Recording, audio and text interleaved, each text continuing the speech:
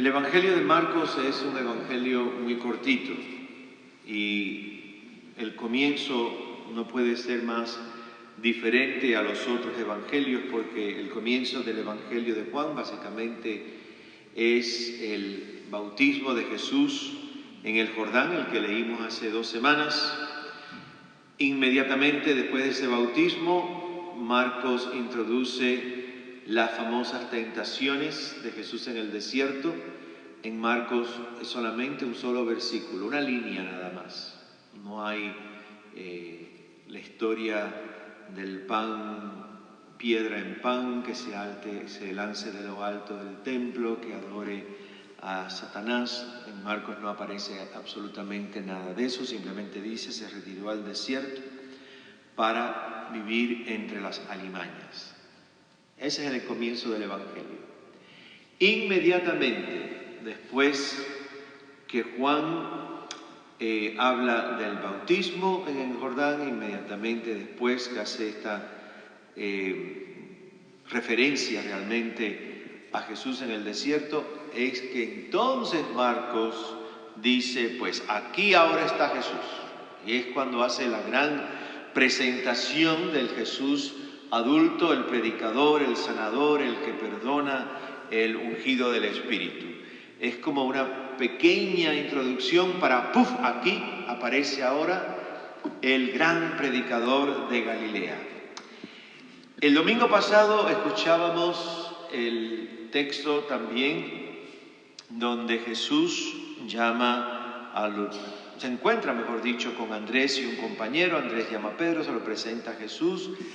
Y en ese Evangelio de Juan, en el versículo 42 del primer capítulo, era la primera vez que Jesús hablaba. Y en ese Evangelio, el domingo pasado, lo primero que dice Jesús en el Evangelio de San Juan es, ¿qué es lo que están buscando? Y la segunda frase que dice es, pues vengan y vean. Esas son las primeras palabras de Jesús en San Juan.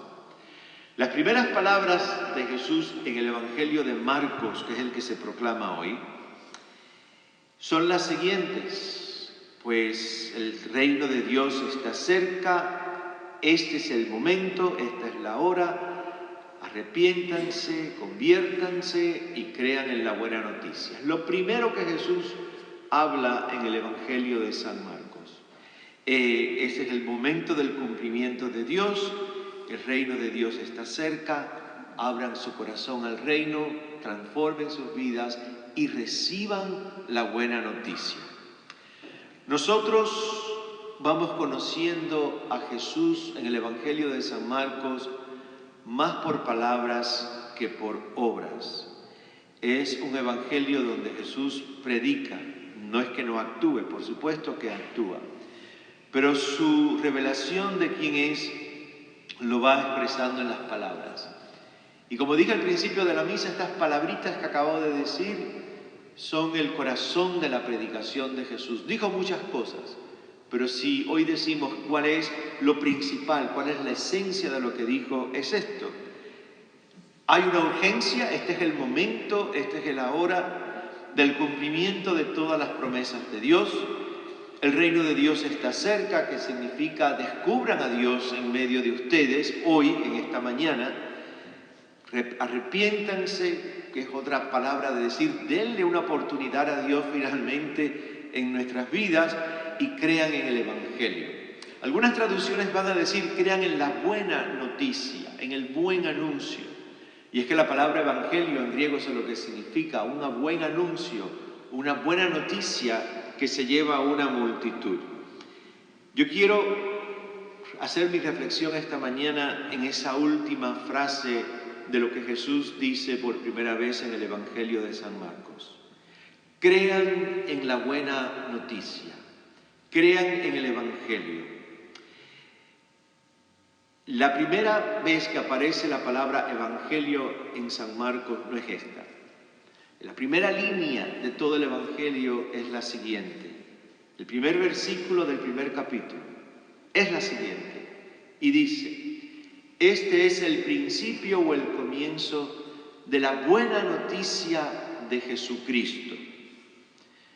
Ya eso te va diciendo qué es lo que Marcos quiere que tú y yo recibamos en el corazón.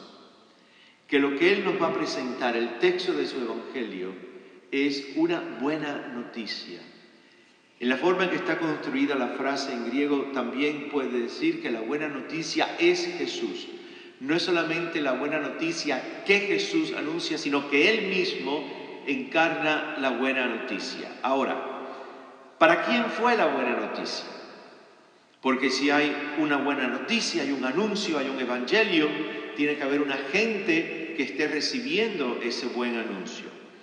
Es un evangelio muy corto, como les dije, está escrito para una comunidad creciente que venía del judaísmo y venía también del paganismo. Es un evangelio que se cree que se escribió entre el año 65 y 75, el primero de los 4 textos en tomar una forma escrita. Esos años, 65, 75 y lo que siguió, eran años muy difíciles. Fueron largos periodos de persecución, tanto del imperio como de la sinagoga contra esta comunidad gentil cristiana y también judía. Era un momento de muchísima violencia, momentos en que creemos que ya Jerusalén había sido destruida o estaba al punto de ser destruida por los romanos en el año 70. Era un tiempo de muchísimos cambios, una comunidad que iba descubriendo una nueva fe, una nueva forma de vivir, una nueva forma de ser. Eran momentos extremadamente peligrosos para cualquier hombre o mujer que proclamara su fe en Jesucristo. Una época de horrible violencia, de muchísimos cambios rapidísimos, de muchísima inseguridad, de nuevos conceptos, de nuevas ideas. Y el mundo romano lo que iba experimentando más y más y más era un sentido de pérdida, era un sentido de desesperanza, era un sentido casi apocalíptico de que todo el mundo, como se había conocido desde hasta ese momento, iba desapareciendo. ¿A quién suena? ¿Hay alguna diferencia? La misma realidad histórica que el mundo vive de vez en cuando. Violencias, cambios, un sentido de que es el final. La gente en estos días vive obsesionada con el fin del mundo. Nada nuevo, eso es más viejo que Adán y Eva. Es en ese contexto de esos cambios de destrucción, de violencias, de inseguridad, de miedo, es en ese contexto que Marcos escribe su evangelio de la buena noticia de Jesús. Es un evangelio, como todos, profundísimamente inspirados por el Espíritu. Es un evangelio movido por el Espíritu de Dios. Y Marcos, en ese contexto de ese mundo tan violento e inseguro, vuelve a recrear la historia de Jesús que venía diciéndose oralmente por tanto tiempo, ahora la pone por escrito. Y lo primero que pone es a Jesús diciendo: denle una oportunidad a Dios. Dios está en medio de esta realidad violenta y absurda. Cambien su forma de pensar, pónganse los ojos de Cristo, como yo decía el domingo pasado, y crean que hay una buena noticia. Ya les dije el momento y quién recibía la buena noticia. La pregunta segunda es: ¿y cuál es la buena noticia? Y la buena noticia del Evangelio de Marcos es que invita a aquella comunidad que está en este momento de tanta violencia, inseguridad, de tanto sufrimiento, la invita a creer con todo el corazón y a afirmar con todo su ser que Dios, siendo el Dios de la creación, no el Dios de destrucción, ese Dios que creó un mundo que el Génesis llama bueno y cuando crea al ser humano lo llama muy bueno, ese Dios sigue haciendo cosas nuevas y estas veces las hace aún mejor porque las hace en Cristo. Y ese Dios va por delante y ese Dios va moviendo la historia humana a su plenitud que está en Cristo Jesús. Por lo tanto, Marcos les recuerda a aquellos cristianos y cristianas que vivían un momento de tanto sufrimiento e inseguridad que el cristianismo, en su esencia, es una fe abrazada en la esperanza. No una esperanza de buenos deseos, sino una esperanza que transciende simplemente los buenos deseos, porque es una esperanza enraizada en el misterio de Cristo, Cristo quien es la novedad del Padre, Cristo que proclama el amor, la compasión, la ternura y la luz. Es buena noticia, segundo, porque ya Jesús va llamando y va creando una pequeña fraternidad de amigos, hombres, mujeres extremadamente sencillos, que quieren que sean más que jefes, sean servidores. Los invita a soñar lo que Él sueña, a tener la visión que Él tiene. Les invita a compartir su vida, vengan y vean, como el domingo pasado. Los invita eventualmente a compartir su muerte y por lo tanto también su resurrección. Jesús va formando una comunidad donde Él no quiere gobernadores y gobernados, una comunidad que no sea una pirámide de jerarquías. Jesús rechaza totalmente esos modelos y Jesús lo que invita a crear es una fraternidad de amigos y servidores. Al final de su vida, en el Evangelio de San Juan, en la última cena les va a decir: yo no los llamo a ustedes esclavos, los llamo amigos. Quiere una fraternidad de amigos y quiere que si el primero quiere ser importante, pues tiene que hacer lo que el Maestro hace al final de su vida, que es ponerse de rodillas, quitarse la túnica, lavar y besar los pies de sus discípulos. Ese es el sueño que tiene Jesús de la buena noticia y el efecto de la buena noticia en que Él lo recibe. La buena noticia dice que esta pequeña comunidad de hombres y mujeres sencillos tienen que ser como una levadura en mitad de aquel mundo violento y aquel mundo inseguro. Y les dice que tienen que ser luz del mundo y ser un poquito de sal de la tierra. Les dice que perdonen como ellos son perdonados, que escojan lo que Él escoge, que aman como Él ama y que estén dispuestos a morir como Él murió.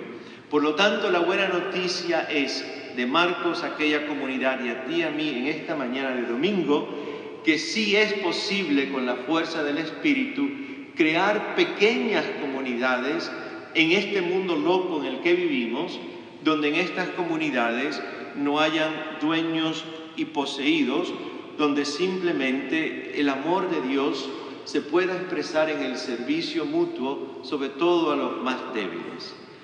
Solamente se requiere una cosa para poder crear estas pequeñas comunidades.